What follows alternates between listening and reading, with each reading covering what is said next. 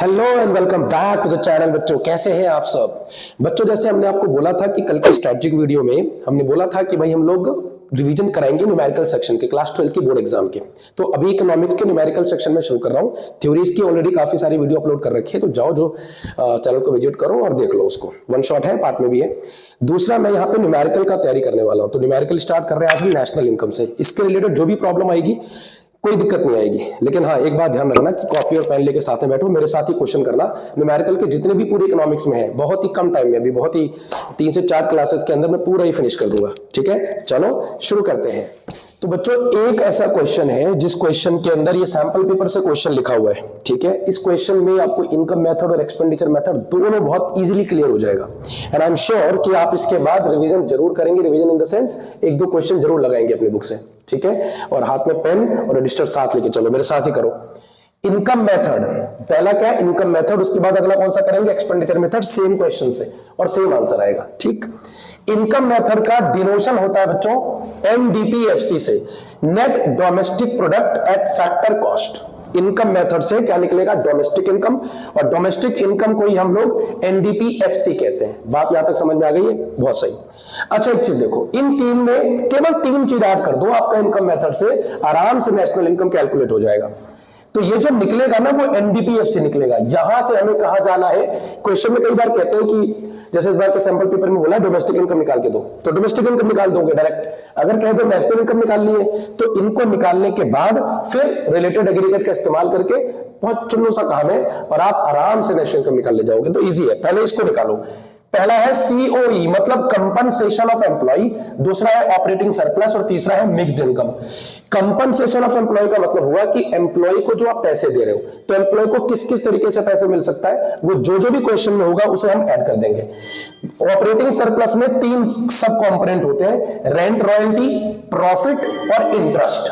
अगर क्वेश्चन में प्रॉफिट नहीं है, डायरेक्टली गिवन नहीं है, उसके अलावा इन 3 में से कुछ गिवन है या फिर तीनों गिवन है, तो इन तीनों को ऐड कर दो, प्रॉफिट निकल के आ जाएगा। समझ में आया। प्रॉफिट के 3 और कौन सी ब्रांच है, कॉर्पोरेट टैक्स। ये क्या होता है, जो बड़ी बड़ी जो कंपनीज होती है, लिमिटेड कंपनीज या फिर प्राइवेट कंपनीज, उनके ऊपर जो टैक्स लगता है वो कॉर्पोरेट टैक्स होता है बेटा। डिविडेंड का मतलब ऑब्वियसली अपने शेयर होल्डर्स को कुछ पैसे देने पड़ते हैं उनके इन्वेस्टमेंट के अगेंस्ट। और ये है रिटेन अर्निंग। रिटेन अर्निंग का मतलब हुआ कि जो पैसे इनके प्रॉफिट में से पार्ट बचा हुआ था और उसको इन्होंने यूज अभी नहीं किया, बाकी तो अकाउंट्स में हम लोग मास्टर हैं इस चीज के। अब जरा एक एक करके देखो क्वेश्चन में, इनमें से आपके मतलब की क्या चीज है। कंपनसेशन ऑफ एम्प्लॉय में सबसे पहले आप जो चीज दोगे वो कौन सी होगी, कंपनसेशन। पहले तो देखो वेजेस है, क्या आप एम्प्लॉय को वेजेस नहीं दोगे, बिल्कुल देंगे। तो ये ले लो, इसको पकड़ो, कितना है ये 600। ठीक हो गया। इसके बाद एम्प्लॉय को और क्या दोगे, देखो यहां से क्या दोगे, क्या दोगे, क्या दोगे, सोशल सिक्योरिटी कंट्रीब्यूशन, जो पीएफ वगैरह भी करते हैं, 55 रुपए ये भी जोड़ दो। किसमें है, कंपनसेशन ऑफ एम्प्लॉय में। इसके बाद और कोई ये देखो यहाँ पे, ये तो खत्म हो गया। अब ऑपरेटिंग सरप्लस के नाम पे क्या लिखा हुआ है, रॉयल्टी। तो रॉयल्टी का कितना है 25, ऐड करो, कर दिया। इसके बाद देखो यहाँ रेंट भी लिखा हुआ है, रेंट भी था क्वेश्चन में, रेंट 200 रुपए, इसे ऐड करो, कर लिया। 200 ऐड करने के बाद अब प्रॉफिट का पार्ट देखो, यहाँ प्रॉफिट भी है, कितना है 130, इसे भी ऐड कर दिया। इसके बाद और कुछ दिख रहा है आपको, एक इंटरेस्ट भी दिख रहा है, इंटरेस्ट भी ऐड कर दो। कितना हो गया ये हो गया 20। कोई दिक्कत नहीं है। ये जो कैलकुलेट कर रहे हो, क्या चीज कैलकुलेट कर रहे हो आप, net domestic product at factor cost, this is alright. चलो इसे ऐड करो, 600 और 200 कितना हुआ 800 और 130 कितना हुआ 930 और 20 कितने हुए 950 और इसे जोड़ो कितना आएगा 80 का टोटल। तो 950 80 कितने हुए 1030। अब हमसे अगर क्वेश्चन में पूछा जाए कि नेशनल इनकम कैलकुलेट करो, तो नेशनल इनकम करने का मतलब क्या होता है, एनएनपी एट फैक्टर कॉस्ट। जब मेरे भाई बहनों को दिक्कत होती है, उनको अब कोई दिक्कत नहीं होगी, गारंटी भैया की है। एनएनपी मतलब net national product at factor cost. हमारे पास क्या आया हुआ है एनडीपीएफसी। अब देखो बेटा, ये जो कॉन्सेप्ट है जिनको नहीं पता होगा उनके साथ मैंने वन शॉट ऑलरेडी डाल रखा है बेटा, उसे देख लेना, बहुत इजी है। एम से एन है, कोई दिक्कत नहीं है। ये डोमेस्टिक लिखा हुआ है और ये नेशनल लिखा हुआ है। इसका मतलब डोमेस्टिक से नेशनल पे जाने के लिए अपने को NFI, net factor income from abroad को ऐड करना होता है। ठीक, हमारे पास यहां पे देखो क्वेश्चन में कहीं है क्या net factor income from abroad, कहीं है क्या? यहां पे बेटा अब्रॉड में आया नहीं, अब्रॉड को गया, net factor income to abroad, इसका मतलब ये हुआ कि आया कुछ नहीं है, गया ही है। इसका मतलब अपने को क्या करना पड़ेगा, माइनस करना पड़ेगा। वैसे तो डोमेस्टिक से नेशनल को जाने के लिए एनएफआई ऐड होती है, पर वो तब होती है जब हमारे पास सामने से इनकम आ रही हो, यहां पे जा रही है, जाने वाली इनकम को अपन माइनस करेंगे। तो क्या करने का बच्चों, क्या कर दो, net factor income to abroad, ठीक हो गया। 1030 में से 30 है, करेक्ट 30 है, ये गया, कितना बचा 1000। ये क्या निकल गया बच्चों, ये निकल गया आपके देश की नेशनल इनकम। किस मेथड से निकला, इनकम मेथड से। इनकम मेथड से क्या कैलकुलेट होता है, एनडीपीएफसी, और फिर एनडीपीएफसी के बाद हम नेशनल इनकम निकालने में कोई दिक्कत होती नहीं है। यहां पर आपका इनकम मेथड से पूरा क्वेश्चन समाप्त। लेकिन एक चीज नोटिस करो, इनमें कई सारे ऐसे आइटम है जिसको हमने अभी टच भी नहीं किया, लेकिन फिर भी हमारा आंसर निकल गया। तो इनकम मेथड से हमें कुछ चुनिंदा चीजों को लेना होता है जो हमने लिया और वी हैव कैलकुलेटेड। अब ये ध्यान रखना कि नेशनल इनकम कितना है 1000, तो जब एक्सपेंडिचर मेथड से करेंगे तो भी कितना आना चाहिए 1000। अब इसको हटाते हैं और उसे करते हैं। तो बच्चों अब हम करेंगे एक्सपेंडिचर मेथड से इसी क्वेश्चन को सॉल्व। देखो ये मैंने लिखा एक्सपेंडिचर मेथड। एक्सपेंडिचर मेथड से जीडीपी एमपी कैलकुलेट होगा। उससे क्या हो रहा था, एनडीपीएफसी। जीडीपी एमपी का मतलब है gross domestic product at market price. इसमें इन पांचों आइटम को जोड़ देना है, 1 2 3 4। अच्छा 4 ही आइटम है तो 4 ही जोड़ो। देखो पीएफसीई का मतलब होता है प्राइवेट फाइनल कंजम्पशन एक्सपेंडिचर, मतलब हाउस होल्ड का जो कंजम्पशन एक्सपेंडिचर है वो, ये गवर्नमेंट द्वारा जो कंजम्पशन एक्सपेंडिचर किया जा रहा है वो, ये ग्रॉस डोमेस्टिक कैपिटल फॉर्मेशन, मतलब जितना सामान क्रॉस, या हम कहें हिंदी में, अगर हिंदी वाले बच्चों के लिए कहें तो जो शुद्ध रूप से जो तैयार हो रहा है सकल रूप से, उसे हम लोग तैयार कहते हैं, इसको ग्रॉस डोमेस्टिक कैपिटल फॉर्मेशन, इसे ऐड करना है।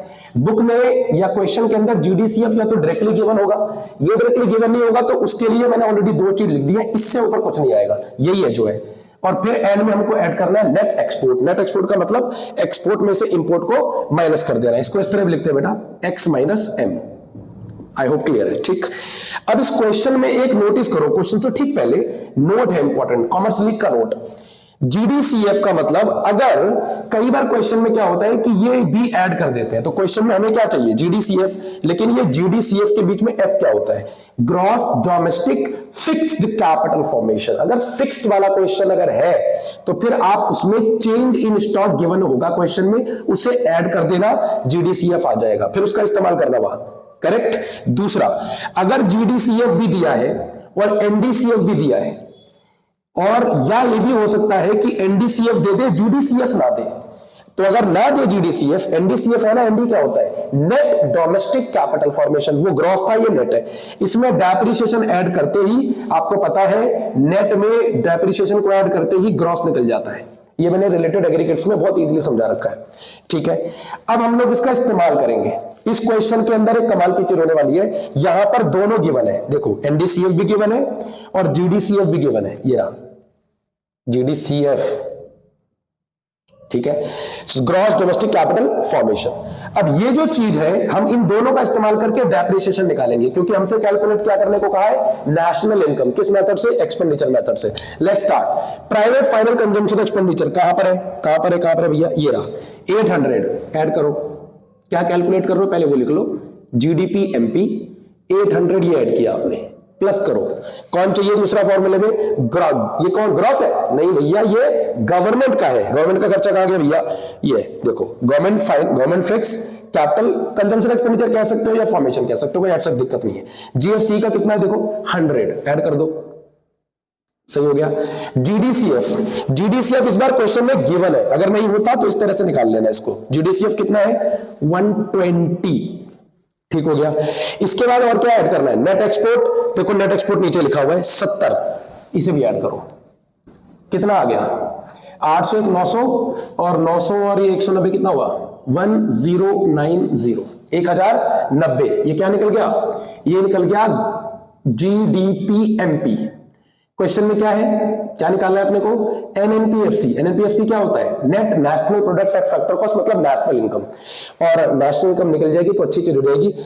भारत के लिए नेशनल इनकम निकालना बहुत जरूरी है एक्चुअली, दुनिया भर के लिए इकोनॉमिक्स में। अगर ये नहीं पता चलेगा ना तो ये समझ में नहीं आएगा कि टोटल इनकम कितनी है और फिर पर कैपिटा इनकम कितनी है। इकोनॉमिक्स के लिए और इकोनॉमिक्स के लिए बहुत जरूरी है कि ये पता हो जाए। और उसकी कैलकुलेशन के लिए हमारे पास ये अगर चीज हमको ये सब गिवन है ना बेटा, तो आपने पढ़ा था ना वेटेड एग्रीगेट्स कितने होते हैं, 5 और 3 8, उनमें से कोई भी इस्तेमाल कर सकते हैं। देखो हम करके देखते हैं क्या है क्वेश्चन के अंदर, जीडीपी एमपी। अब बच्चों देखो ग्रॉस से कहां जाना है, ग्रॉस से कहां जाना है, नेट पे। तो ग्रॉस से नेट पे जाने के लिए क्या करना होता है, डेप्रिसिएशन को माइनस करना होता है, ठीक है। उसके बाद डोमेस्टिक से नेशनल पे आने के लिए क्या करना होता है, नेशनल मतलब बीच वाला और शुरू वाला जो है वो नेट है। डोमेस्टिक से नेशनल पे आने के लिए क्या करना होता है, प्लस एनएफआईए। एनएफआईए मतलब जो विदेशों से इनकम आती है, अगर आई तो प्लस कर दो और अगर गई तो माइनस कर दो, ठीक है। इस केस में हमारा क्या होगा, net factor income to abroad लिखा हुआ है, टू का मतलब है जाना है, तो यहां प्लस करने के बजाय हम लोग क्या कर रहे होंगे क्वेश्चन में, आप प्लस ही लिखो, नीचे मैं लिख दूंगा अमाउंट में एनएफआईए। उसके बाद क्या बेटा, देखो पीपी से हमें अब एमपी से एफसी पे जाने के लिए एनआईटी करते हैं माइनस। एनआईटी क्या होता है बेटा, नेट इनडायरेक्ट टैक्स। क्या होता है, नेट इनडायरेक्ट टैक्स। अब जरा समझना, एनआईटी को मैं कैसे निकाल सकता हूं, कैसे निकालते हैं भैया, बेटा इनडायरेक्ट टैक्स में से, इनडायरेक्ट टैक्स में से सब्सिडी को माइनस कर दो। और क्वेश्चन में ये गिवन होगा बेटा, टेंशन नहीं है। कई बार सब्सिडी नहीं गिवन होती है तो उसकी जगह पे जीरो लिख देना, पर छोड़ना मत। सब्सिडी कितनी दी हुई है, 10 लिख दो। इनडायरेक्ट टैक्स कितना दिया है क्वेश्चन के अंदर, 60 लिख दो। कितना आया 90 में, चलो 60 में से 10 गया 50। अब अमाउंट के अंदर जाओ इजीली, जीडीपीएमपी कितना है 1090, सही है। डेप्रिसिएशन माइनस करना है, डेप्रिसिएशन की कहीं क्वेश्चन में है क्या, कहीं पे एग्जैक्टली डायरेक्टली गिवन नहीं है, तो क्या कर सकते हैं, ये वाला फॉर्मूला इस्तेमाल करेंगे। जीडीसीएफ में से जो नेट वाला है उसको माइनस कर दो। जीडीसीएफ कितना है, देखो कहां है 120, ठीक है। एनडीसीएफ कितना दे रखा है 10, इसका मतलब 120 में से 10, 110 गया, कितना बचा 10, ये डेप्रिसिएशन है। बात समझ में आई, इसको माइनस करो, कर दिया। अब देखो प्लस तो है लेकिन हमारे को इनकम आ नहीं रही, हमको इनकम देनी पड़ रही है टू अब्रॉड, विदेशों में देनी पड़ रही है, तो माइनस 30। एंड अगेन एनआईटी कितना निकाले हो अभी आप 50। चलो बेटा ये हो गया, 1090 में से 10 घटाओ 1080, प्लस माइनस माइनस 50 और 30 कितना हुआ 80। अब 1080 में से अगर 80 गया तो कितना बचेगा, कितना आया बताओ, आप ही बताओ भैया, आ गया 1000। क्या ये वही नेशनल इनकम नहीं आई जो अभी इनकम मेथड से आपने निकाली थी, आई ना। तो मेथड चाहे आप चेंज कर लो, आंसर चेंज नहीं होता। चलो तो ये आपका क्वेश्चन हो गया यहाँ पे समाप्त। आपका काम ये है, मैं उम्मीद करता हूं आपने मेरे साथ ही किया होगा, कोई भी बुक उठा लो, चाहे टी.आर. जैन की हो, वी.के. ओरी साहब की हो, संदीप गर्ग जी की हो, कोई भी उठा लो, 3-4 क्वेश्चन कर दो। ये तो बहुत इंपॉर्टेंट क्वेश्चन था, ये सैंपल पेपर में कई बार रिपीटेड क्वेश्चन है, तो मैंने सोचा इसको पहले कराया जाए। अगर आपको ये पूरा टॉपिक समझ में आ गया और कोई और कमेंट्स लगे तो मुझे बता देना, कमेंट्स में लिख देना, या कोई और डाउट्स है तो वो बता देना, कोई दिक्कत नहीं, नेक्स्ट वीडियो में डाल दूंगा। न्यूमेरिकल सीरीज चल रही है, साथ में रहना और सारे न्यूमेरिकल क्वेश्चन एक साथ करना, और जो स्ट्रेटजिकल दे रखी थी उसको भी बहुत ही कायदे से फॉलो करो। बोलो हाँ। चलो मैं आपसे मिलूंगा नेक्स्ट वीडियो में। अगर आपको ये पूरा समझ में आया हो तो अपने दोस्तों के साथ शेयर करो, वीडियो को लाइक करो, कमेंट करो, बताओ कि कौन सा पार्ट आपको अच्छा लगा, किस चीज में आपको दिक्कत अगर आई है तो किस में आई है। मैं नेक्स्ट वीडियो में उसे भी फिनिश कर दूंगा, ठीक है। मिलता हूं आपसे नेक्स्ट वीडियो में, तब तक आप खुश रहो, पढ़ो और अपने एग्जाम की बहुत अच्छे से तैयारी करो, ठीक है। Thank you.